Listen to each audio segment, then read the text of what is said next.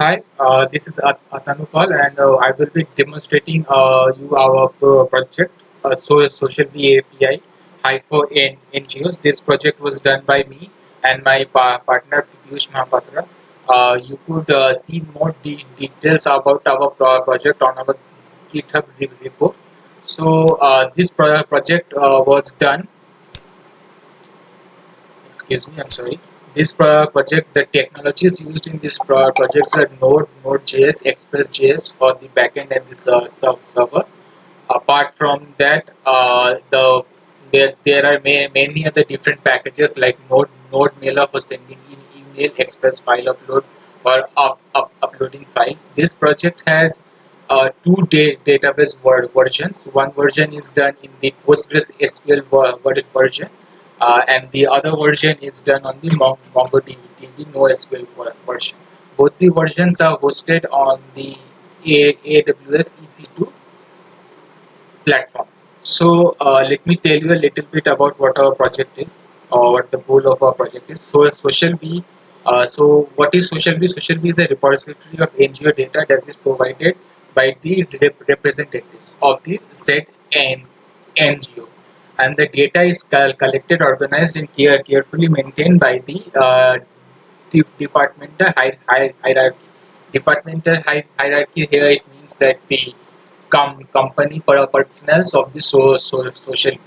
So social bee is a platform, is an web platform where all and any NGOs around the world, their representatives, their representatives at administrators of a particular NGO could come onto our platform and post their data, their data as in what is their name, what field they work for in, and what is their goal, and why did we develop this. So first of all, let me show you one thing. I should have set it up earlier. Just let me show you. I will show you the exact roadmap, or what the idea was behind this project, and how we have changed it a little bit. So while this loads, let me tell you, SocialBee was supposed to be a website which would be work as a meeting point between the NGOs and the volunteers. Now we know there are many people in this world who like to volunteer for NGOs and do some sort of humanitarian works, and help the other uh, people in need, or animals in need, or help Mother Nature fight against pollution and whatnot. So there are many NGOs who work in this different sectors, and what happens is they need volunteers. So they need volunteers as to my laptop. Yeah, sorry. So as I was saying, this was the initial idea. So what we were trying to do was to bring the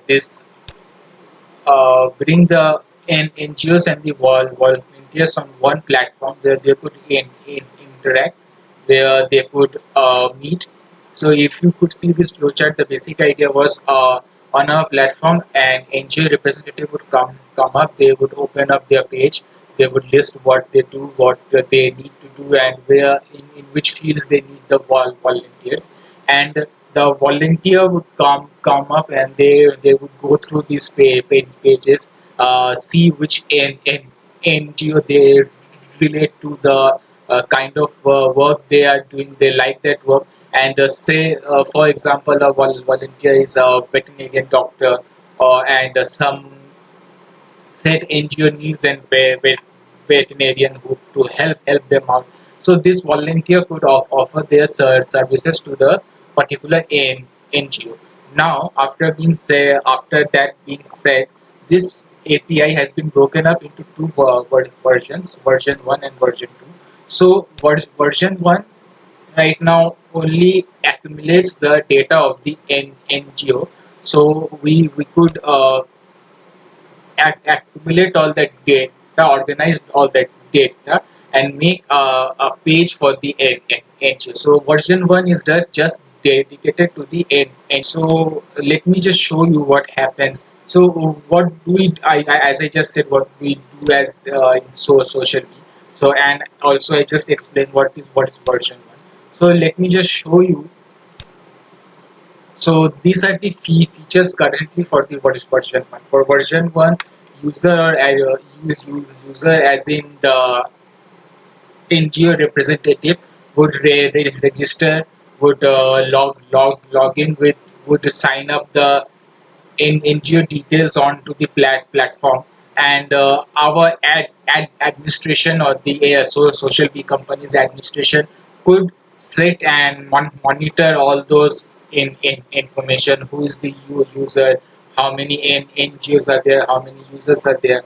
At the same time, they could also use this very platform to monitor their own company, as in how many employees they have, what are the departments they have, in what department how many employees are working, right? So first version of the API has been dedicated to only these two aspects.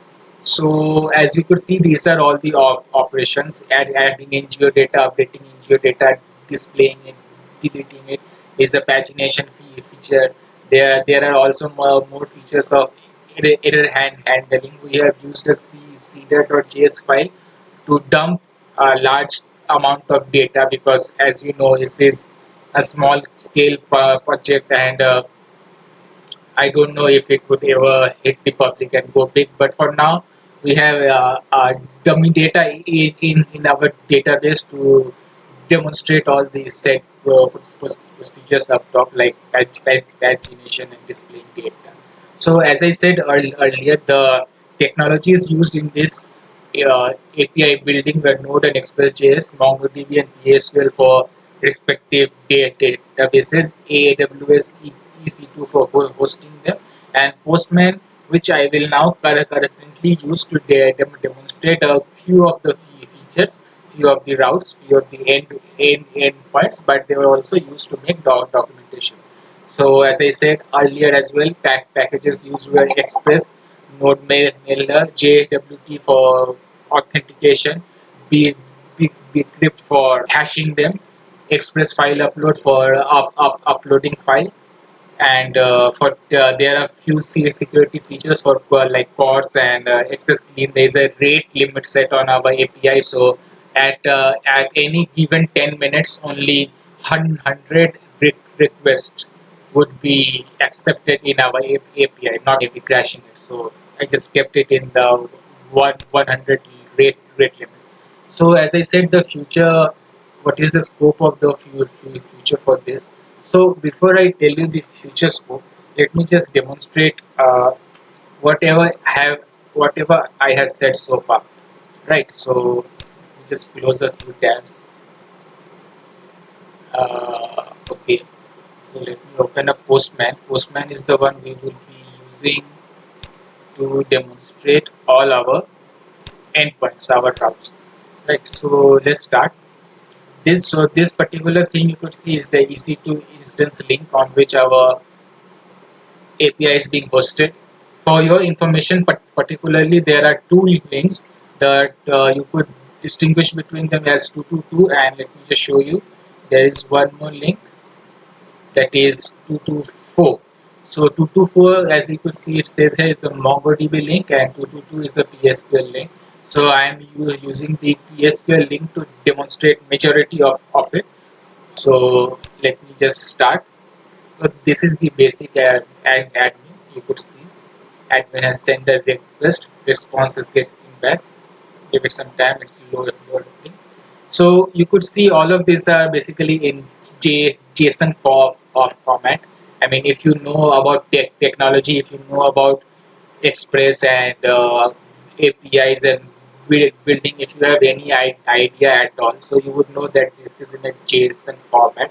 So you could say this doesn't have any front end, this doesn't have any web pages. So is the user supposed to see all of this? No, absolutely not. What the mm, goal here is, when we build and single page application using React in the future, or any other technology in the future, we would use this API to access all the data, and all these messages that you see right now, they would be beautifully displayed on the front end for our end user to see. But for now, just for now, we have to make do with the JSON data. So let me do one thing. Let me start by logging in an user. Sorry, signing up a user. So I could first our employee is going to log in. Why? Because I only have one email ID, and I need to delete that email ID from the uh, database, so that I could show you how email is going to look. So for now, let's say my guy is going to log in. While this loads up, I could tell you, imagine this bit as in on the front end, 401 unauthorized, employee not registered. Okay, so good, good. You could say employee is not registered. Then I don't have to worry about it. Let me register him. Let me sign up this particular employee.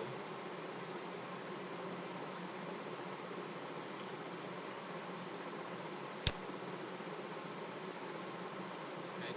So this would be employee number 8.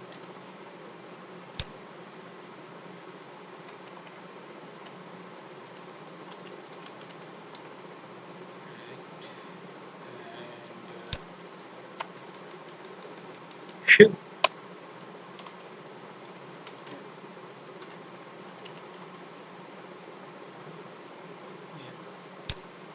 so all of this data that is currently going into the server as a JSON format, on the front end, it would be going through a form, right?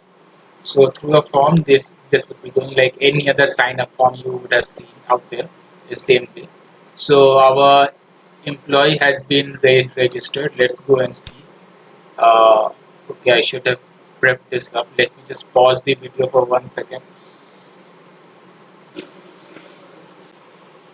Yeah, so as I was saying, uh, while we were on a break, so you could see the employee, the current registered employee, has received a mail from the SocialBee company, and these are his credit credentials. So now we will use these credentials to log in the said user. So let's log him in. My mistake. So now he's going to log in. Now you could see he has received the JWT token, so as in he has logged in. So now let me show you one of the protected paths. Protected paths, as in these paths cannot be accessed by any guest user or any outside user who is not logged in into our database, is present in our data. So this is one of the very simplest of protected routes. There is nothing much in here. So all I'm going to do is sending the one more thing. As you could see, this authorization token is being saved in the Postman in environment variable, in the cookie variable, so that I don't need to give keep giving and typing that token. So the token is set. I will just send the data, and he has been admitted to the admin panel. Now you could see there are test results. You would see 1 out of 2 has passed. Sorry. So I have used Postman for testing. I could show you the test script. First test script which has passed is the OK test script for 200 status code, and the one that has not passed is the 400 status code test script, which would have passed if it was a wrong authentication. So I won't dive deeper into that. So now admin has logged in. So let's see what the admin or the this company employee can do.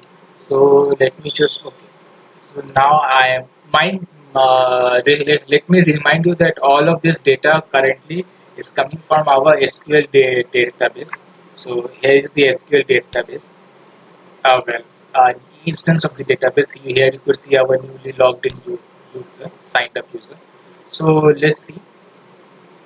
Again, you could see the authorization token is here. Without the token, this wouldn't work. So let's say I do this no token. I send the data. I send the request, and it says unauthorized employee access denied. Right.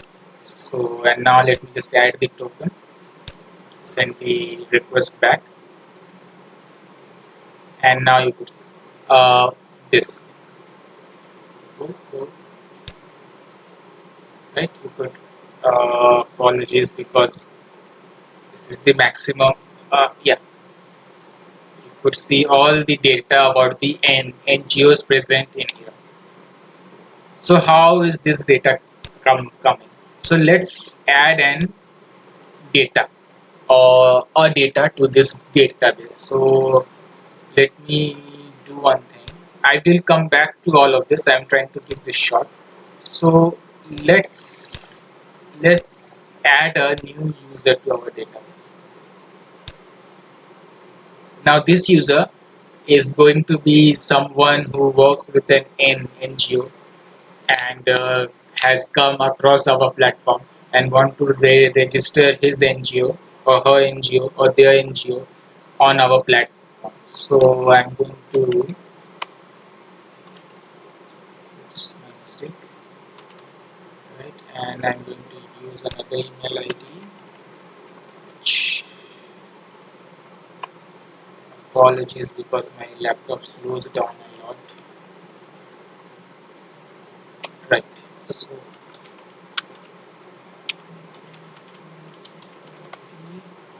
let me just confirm. Oh, uh, yeah, as I have shown you the mail, let me just close this tab.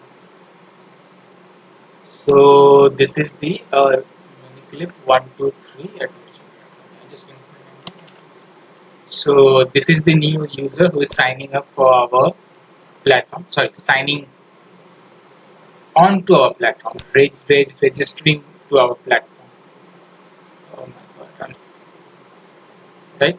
You could see another token has been generated, and this new token, if I'm not wrong, should be saved in this token on the environment variable. You could see 6xvbo. In the end, you could see 6xvbo. Right? Okay. So now, having saved this new user, let's log him in. I know it's a him because it's mine. It takes a little bit of time, too many times. I will just copy this.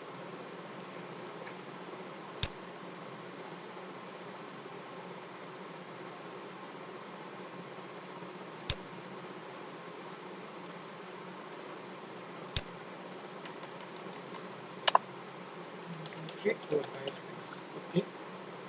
Now I will send the request, and while this request gets processed, let's see.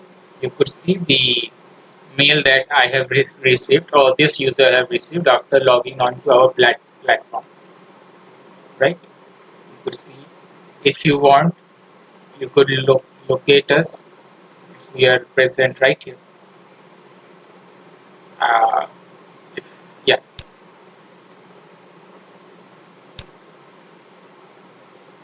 With the Google map open up, I will. This mail's purpose has been solved, so I am closing this tab. Right. So let me just let this one open. So now I'm logged in. So after logging in, now I need to let me close this. I need to register NGO or enter an NGO data. So let me just enter my NGOs or Miniclips NGOs data. So let's see. Let him add in data. So name. This is the representative's name.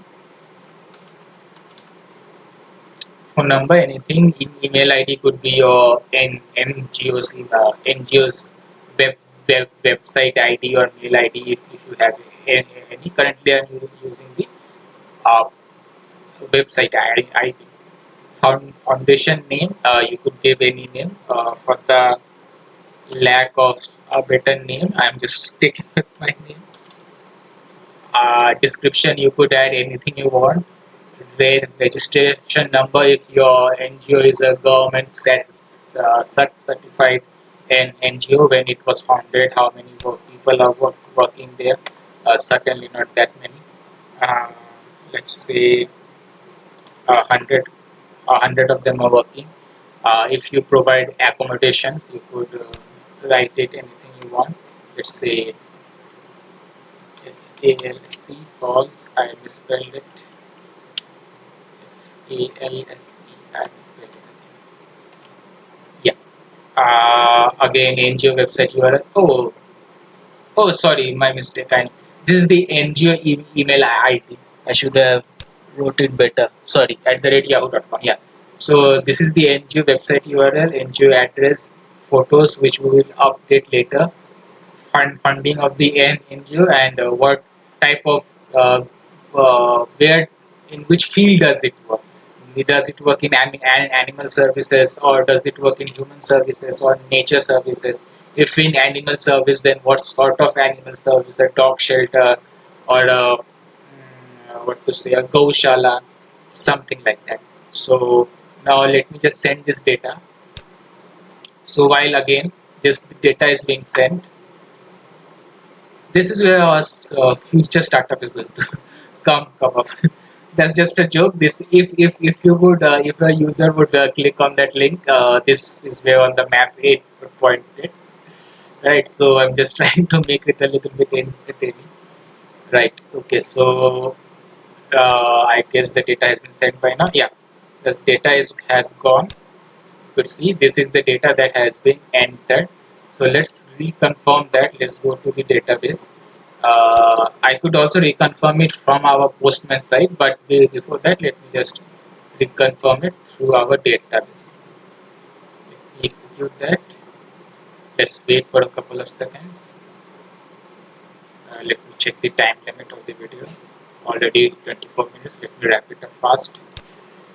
Uh, yeah, you could see the new entry here, right? So to wrap it up fast, let me do a couple of things. Fast. Okay, now this is the data that has been entered. This NGO's ID, if I'm not wrong, is 14. Okay, so let's remember that because we are going to need that. Let's close this. 14 is also written here. I'm stupid for going there. Okay, I don't need this guy anymore. What I need is to update the photograph of the NGO. Right, so let's upload an image.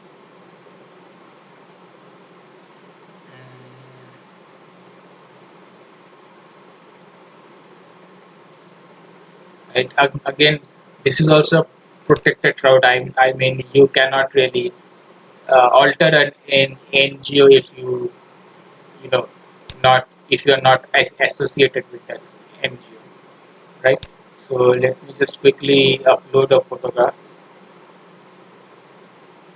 Let's wait, it takes some time to open up.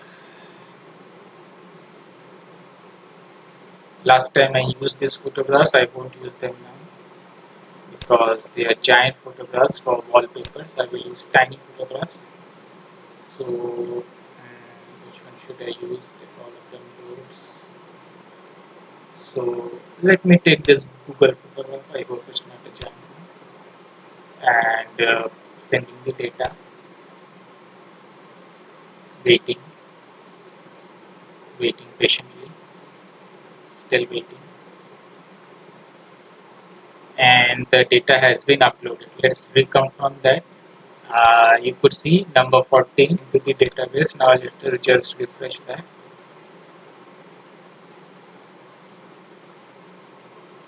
Let us drop down. Let us see. You could see the photo has been uploaded. So if you want to see that photo, I will show it to you in the web browser rather than Postman, because would make more sense and would look much better. Just get the route first.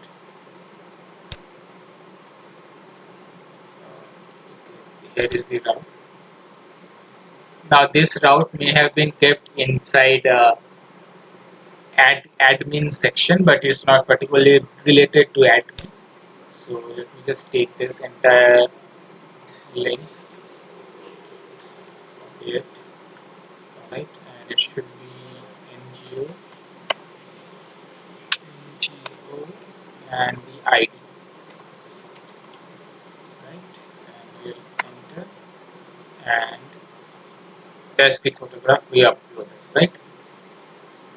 So okay, now let me just. So this is what the entire thing is. You could now let me just log in the employee once more. Before I do that, I could let me just tell you what the other routes are. Since there are 43 endpoints, it's not possible for me to show you all of them. So in the NGOs, you could see all the get routes. There are just welcome page or the profile page. Profile page would be the current page or the data that would come up of the logged in user. So this is the logged in user, that's his data. Okay, and then there are the post requests of adding an NGO or resetting his password of the user's password. Then there is put and patch, as I showed you, uploading a photo or uploading some details of the users if you want to. Then there is adding of the NGO details. Then there is the showing of the NGO that was done right now. So if the user could search for the NGOs by their ID or some sort of particular query, or if he wants to say have some sort of advanced filtering, so he could filter those. So let me show you this part. This is the advanced filtering path, if I'm not wrong. Yeah, this is the advanced filtering path. So you could just select the director name, NGO name, worker, and sort them according to the foundation date, right? You could see not the whole lot, just the foundation date and all of that. So this is what the users could do. Then there are update requests, same thing. You could update the data or anything. Then there is NGO ID and everything. Delete, right? So let's move on to the admin part. So let's see what admin can do before I wrap this up. Before that, let me log in the admin again, because this token has expired now. I mean, it won't be valid, so a new token. Let me just check if the token works.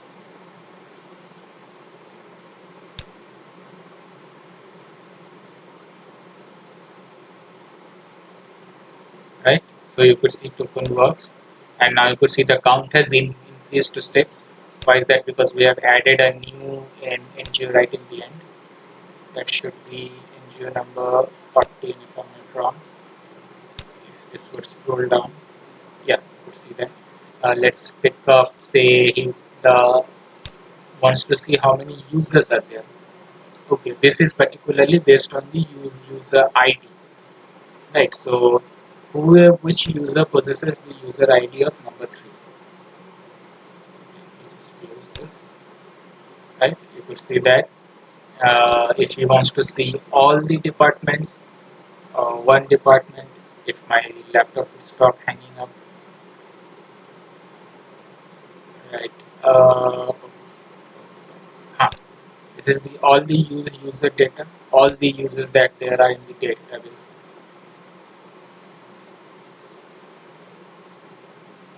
These are all the users in the database. Say now want to see all the employees in the database. Count 5. All the employees in the database. Uh, let's say the which particular NGO has NGO number 12. That, oh, let me just show you the pagination.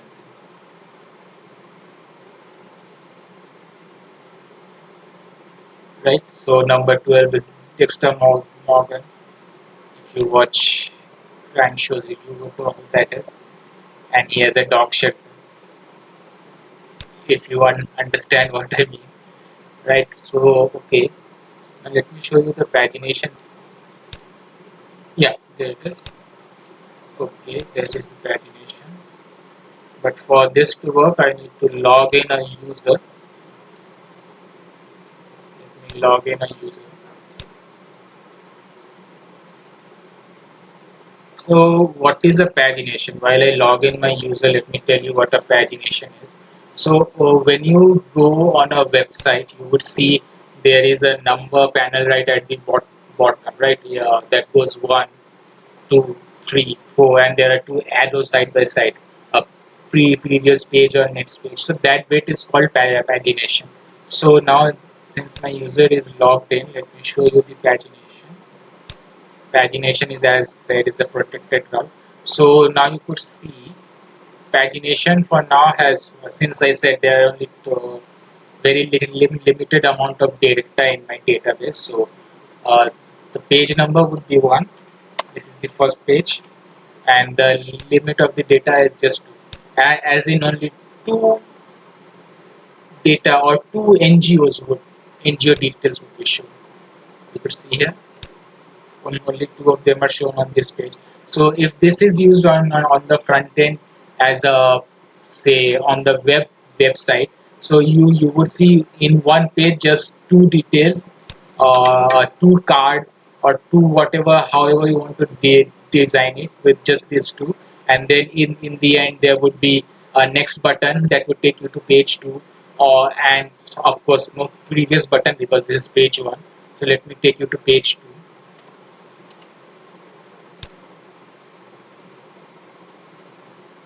Sending request, waiting.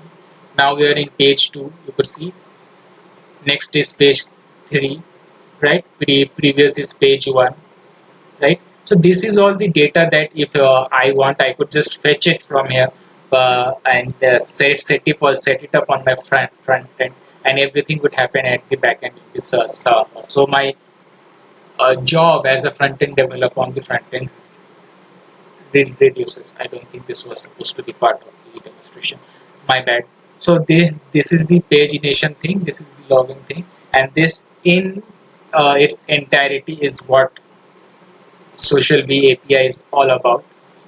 So as I said, in the version 2 of this API, as you could see now, there is only just the NGO representative and the NGO data, which the user represents. Only those 2 things are there, and the department data or the departmental hierarchical data is present, so that the department or the officials of the company could have a keen eye or a close eye on that. So why would they do that? I won't demonstrate you the route, but I could show you why that department thing is being installed. Most importantly, to keep a check on their database. That's number 1.